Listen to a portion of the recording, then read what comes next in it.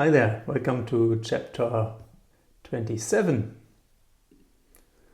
So in the last chapter, Simone was running down the cellar, into the cellar, and found Stefan's body, and while that happened, somehow something happened and the light was out and it was really dark.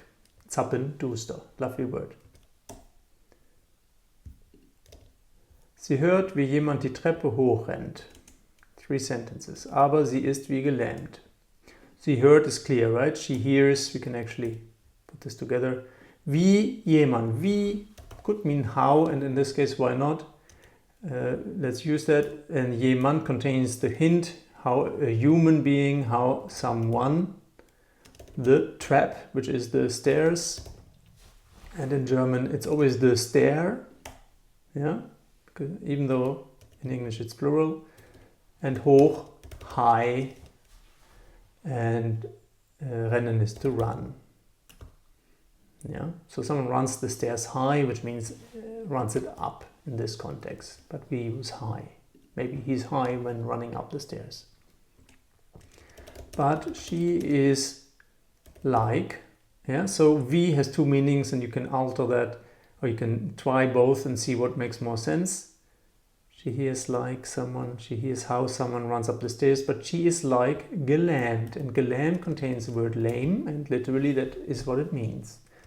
Yeah, and in a way like paralyzed. Yeah, you cannot move. Sie kann nicht hinterherlaufen. Hinder, like behind. And hair, yeah, interesting, hinterher. Run behind. Laufen, here I have laufen finally. Laufen is related to leap. And you remember that the B turns often into an F, and the B and the P are kind of related. So she leaps behind him, and laufen is basically therefore to run or to walk. Yeah. So if someone offers you to take you with their car somewhere, you say, nein, danke, ich laufe, that doesn't mean you run, you just walk, yeah. But if you say, ich gehe laufen, it means you go running, yeah, jogging. So she cannot run after that man. Unter ihr stöhnt Stefan. So Stefan is doing the stöhning, and the stöhnen, well, if a stone falls on your head, what do? You moan. Yeah, so stöhnen and stone. Stöhnen means to moan, because possibly he got hit.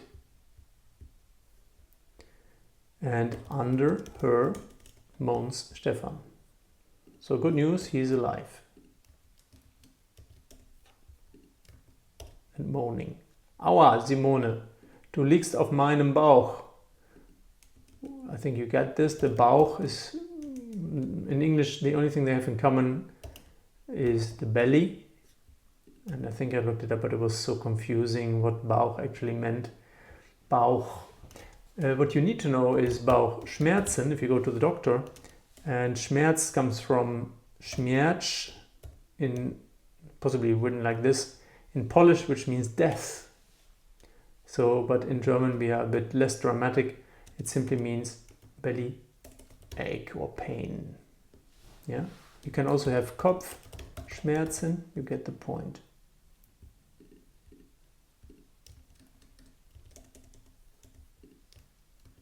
Yeah, Aua, Simone, you are lying on my Bauch, belly. Here's another word for you. Bier, Bauch. You figure that out, what that is. Geh bitte von mir runter is also an order.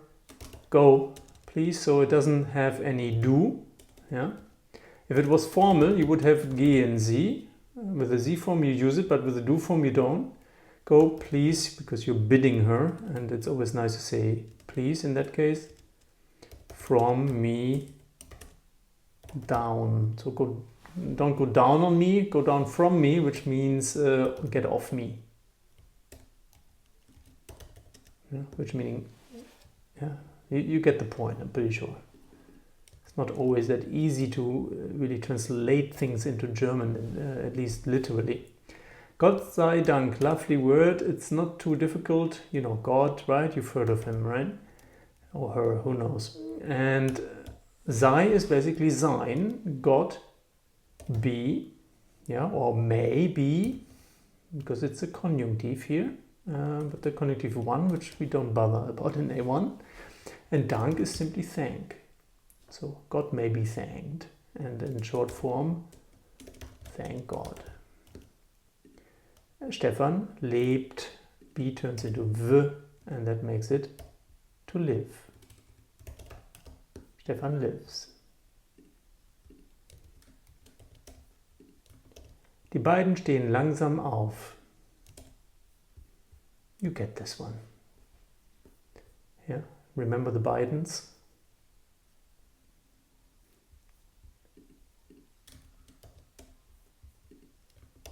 Simone sucht ihre Taschenlampe. This one I also leave to you. And here's another one just to prepare you. Stefan stöhnt, we just said this. You stöhn whenever you have a stone. It looks like a stone. So whenever you have a stone falling on your foot or head, you moan. Boah, ey, mein Kopf tut vielleicht weh. Also not much to look at. Boah, ey is kind of why. Yeah, my cup, which is your brain cup, which is your head. Remember that Kopf comes from cup. And to do is the same in German. It does. Vielleicht is more for emphasis. And weh, I've learned, there's a word called woe. And basically it does pain. It hurts. Yeah? Wehtun means it hurts. Boah, ey, mein Kopf tut vielleicht weh. Vielleicht ist more emphasis. Endlich hat Simone die Taschenlampe gefunden. Well, end is the end or the final. So it's finally Simone found the Taschenlampe. Und im Licht schaut sie, ob Stefan verletzt ist. Well, im ist in dem, in short, in the light, schauen, you already know, looks she, whether Stefan verletzt ist. Verletzt is an important word. You see this in the news a lot because that's what the news are all about these days. Someone gets verletzt. And it is based on a word that's not existent anymore. And letzen, and that means kind of to be a hindrance or to hinder someone. And fair kind of points at that the result is someone gets hindered. So it leads to hindrance, and that means you're hurt. Yeah, that is what being hurt means. That you are kind of hindered. Not only that.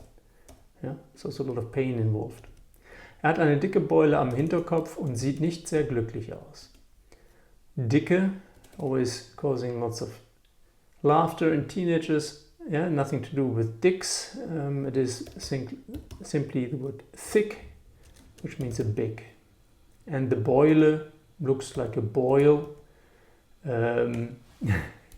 So when water boils, it causes it bulges, it causes little bubbles. Yeah, so bubble, Beule, bumps or bulge. And this is what Beule is. At the Hinterkopf, the hinder part, the behind part of the Kopf. Und sieht nicht sehr glücklich aus, sieht aus, looks like, yeah, looks not very, and Glück means luck. She doesn't look very lucky. But so while glücklich comes from lucky, it of course means happy. Yeah, Glück, happiness. And lucky would be, well, would also be Glück haben, to be lucky. So here we have it again. And the word Luke is related to this. And Luke is indicating a gap. Yeah? In German we have a similar word Luke, which is a gap through which you can go. And so somehow luck is associated with a gap in the system, maybe in the matrix. Aber sonst ist wohl in Ordnung. Sonst, yeah, but otherwise. Is he, well, very likely, wohl is possibly very likely, is very often very likely in order, which means okay.